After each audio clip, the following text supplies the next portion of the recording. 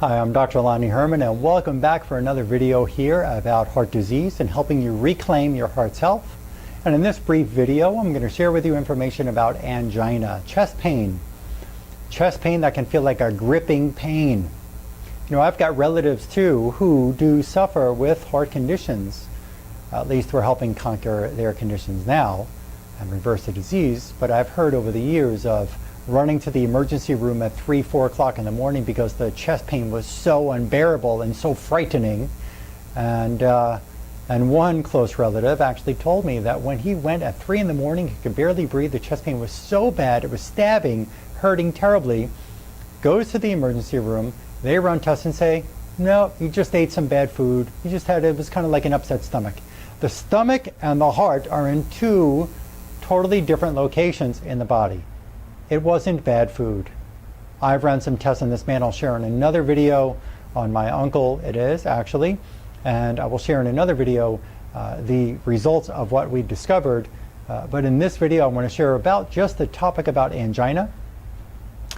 It's also known as heart pain, also known as bad stomach, also known as just had a little chest pain, but labs show no problem. So keep taking your high blood pressure medications and you'll be just fine. Angina is caused by infection in the heart and loss of cellular fuel, period. Infection can be in the heart muscle, and the proper nutrients that it takes for you to be able to make your heart muscle run the way it's supposed to, you're deficient in those nutrients. That is what it is. This is a picture that came out of research from a doctor. His name is Alan Cantwell. He did research on patients who died of different conditions and got tissue samples. The pathologist would say the tissue samples showed no infection. Dr. Cantwell has a specific kind of stain that he uses in his laboratory to find if there are infections in the tissue sample. And this is a slide showing tissue sample of heart muscle.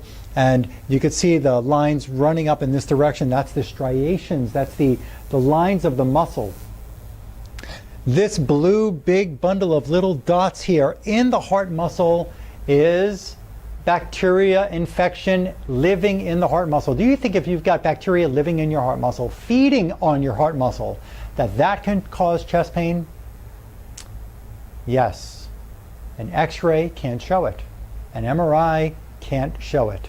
A heart EKG can't show it. A stress test can't show it. If you've got heart disease, you need to start taking control of your life and not depending on your doctor who just writes you blood pressure prescriptions. I'm not knocking the doctor. I'm telling you that there are different ways to go about things, but if they did help you in a period of crisis, my hat's off to them. We need doctors in this country or even around the world who can help people get through that acute stressful situation, but we've got to look further. You don't have to just live on blood pressure medications and the fear, I can't walk anymore, I can't ride my bike anymore, I can't go dancing, I can't enjoy things. My body is just, I'm getting old. That's what they tell people. You're just getting old, this is a sign of old age. Not true. Infection in the tissue. Here's another slide that I want to share with you, some research that I do. Coming up in this, this came out of a journal in May of 2010. Acute cardiac disease in a young patient with Campylobacter jejuni infection. That's a bacteria. And listen, there are many different types of reports out there showing different kinds of infections that could be in the heart muscle or the heart valves or in the blood vessels. I just want to give you a couple of different points here so that you can start to expand your brain. Open your eyes, open your heart, and be willing to make a change, because there is research that can help you reclaim your heart's health. In this report introduction, infectious myocarditis. Myo means muscle, carda is heart, itis is inflammation. Infection causing inflammation on the heart muscle is a life-threatening condition because it can lead to arrhythmia, irregular heart rate, irregular heartbeat, dilated cardiomyopathy, disease of the heart muscle, and congestive heart failure. A large number of different infections causes have been identified as leading to inflamed heart muscle, myocarditis. You may also see on a heart test that you've had done that shows a ventricular hypertrophy. stenosis of the blood vessel, stenosis of the tricuspid valve, stenosis of the carotid artery. It's possible that you have these infections that are causing swelling internally in the blood vessels and the valves and so on. And it says here that there's different infections leading to myocarditis with enteroviral, viral inside the heart muscle, being very common. Cellular fuel, what else do I have to share? Remember I said angina is coming from infection or a low cellular fuel. You know your body is made up of probably 70, 80, 100 trillion cells. All of these cells have specific functions. They have to be able to eat their food. They have to be able to get the right kind of food. Not junk food, not Twinkies and donuts and coffee and sugar-free junk. They need the right nutrition.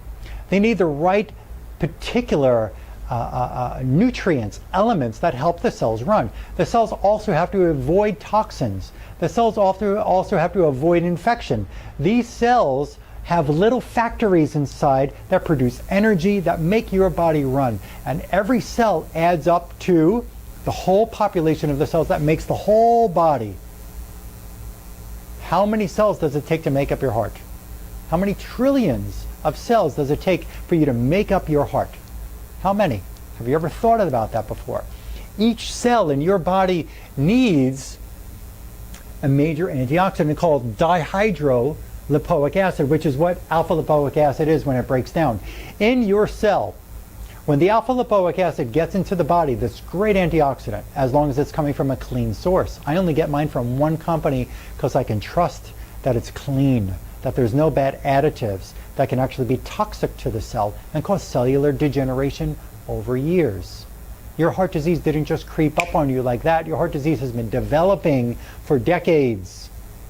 Whether you're 40, 50, 60, 70, 80, heart disease develops over time. You could have had an infection when you were 2, in tonsillar infection. They pulled your tonsils, but that infection already got in your heart and just kept on going. It kept on growing. Could be in the liver, just keeps on. Could be in the kidney, just keeps on. Could be in the bone, just keeps on. And then when you're in your 40s, 50s, boom, a heart attack.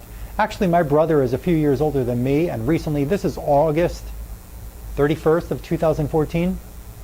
My brother went a few weeks ago to a funeral of a friend's brother. This man was probably 47, 48 years old, died of a sudden heart attack, boom, heart attack, dead. There were no signs. There was nothing that made them think that the guy had any heart disease. Died suddenly of a heart attack. Done. Family is mourning, kids are mourning, wife is miserable. You've got to grasp that there are other causes of your heart condition. When alpha lipoic acid is in its clean form or dirty form, because it's coming from maybe a clean source or let me get out of the way of the screen, or coming from a dirty source, that alpha lipoic acid is not the broken down form, not the active form of the antioxidant.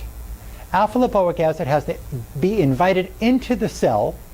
The cell's factory has to be strong enough to be able to break down the alpha lipoic acid into its active form called DHLA, dihydrolipoic acid. When a person is so sick, when a person they have a weak heart, when they're on so many blood pressure medications and cholesterol medications, statin drugs, by the way, are bad for heart muscle tissue. The research is conclusive about statin medications harming muscle tissue. The heart is a muscle. When the alpha lipoic acid gets into the heart cell, that heart cell has to be able to break it down into dihydrolipoic acid. What if the cell is so weak that it can't break down the alpha lipoic acid into the dihydrolipoic acid? It can't be used. If even maybe 10% is broken down, you're not getting the complete benefit of the alpha lipoic acid. You've got to understand your heart needs, your cells that make up your heart muscle need dihydrolipoic acid. If the cell is too weak, it can't break down the alpha lipoic acid. And that, my friends, can cause your angina. Oxygen levels that might be low. Maybe your body has a pH that's acidic. Maybe your pH has to be checked frequently until we can stabilize it. One thing I do in my clinic here in South Florida is I start really checking and working at a fever pitch to get that pH back to where it needs to be. And there are certain ingredients that we could use, there are certain supplements, there are certain practices that we do that can actually help the body, help you boost your body's pH level. I'm going to tell you, if the heart is being decreased because of pH acid, every 1/10 of a point of the pH becoming acidic is a 10-fold decrease in oxygen supply to your cells. If you have low oxygen supply to your cell, that can cause angina. That can be the cause of the chest pain. Slow little death of heart tissue because it's being choked off of the life of the oxygen, the life force, the oxygen that the cell needs to give it that life. You could be getting a slow death, little death of the heart tissue. Doesn't have to be a major destruction of all the tissue in a certain ventricle. It could be little spots of death of tissue, little spots that accumulate over the years. Salt and potassium. Salt is not bad. Salt is necessary for a cell to function. It is a necessary element. It is essential, excuse me. There's a great book about salt and the differences in quality salt and garbage salt, which is the white table salt that most people eat or use on their foods. You've got to be using a quality, high quality, never touched, never heated pink salt. Some salts are strained through a filter that is a high quality filter. Some companies use filters that are garbage, that have nickel residue that come on to the salt, and that can actually be poisonous to you over time. So you've got to know where you're getting your salt from. There's a great book. It's called Water and Salt. Look it up. It's written by a female physician. Incredible book, Water and Salt. Go to Amazon. That's where I got mine. That's where I do my book shopping. Water and Salt. Excellent, excellent information that you should share with yourself and your loved ones about why salt is so necessary. You know that we have a pump.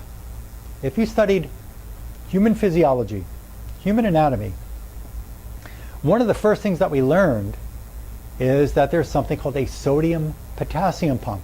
If you're eating foods that are high in garbage sodium, like your pretzels and like your deli meats, and I could go on, there's a whole host of things that are sold in the food stores that have high sodium content, canned soups. There's a number of things that are loaded with garbage sodium that can stress you. Yes, those salts are bad for you.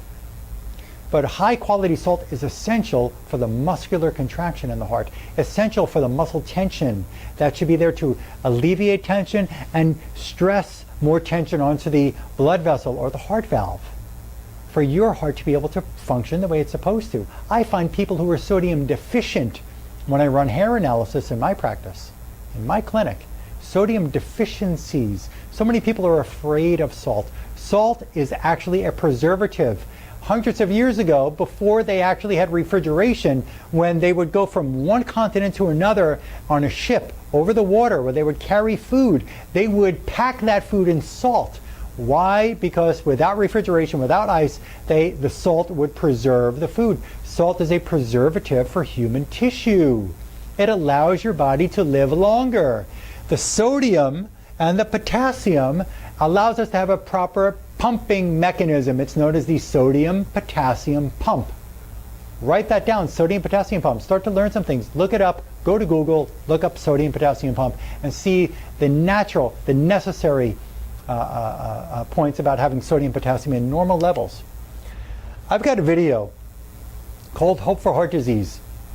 It's a bit lengthy, not really lengthy, not too long, but I go over many different elements of what causes heart disease and what we can do to help you reclaim your heart's health.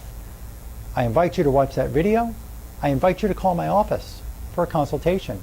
You can reverse your heart disease. You can decrease, if not even eliminate, the blood pressure medications, the cholesterol medications that you're on. You do have a right, you do have a possibility to actually reverse this heart disease and get a longer quality life. And don't think for one more moment that you've got to live with your life in fear, in a little glass box that, oh my God, I'm older now, my heart is weak, and I can't, and the doctor tells me to watch out for exercise and don't do these things.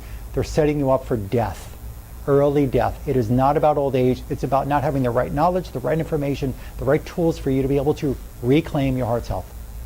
You can call my office for a consultation at 954-370-3100. You can call via toll-free number that we have is 1-855-270-HOPE. I look forward to helping you or a loved one get your health back, your heart health back. Share this video around the world. People deserve to know there are reasons, there are causes, and there are answers. There are ways to reverse heart disease. Thank you again. See you soon.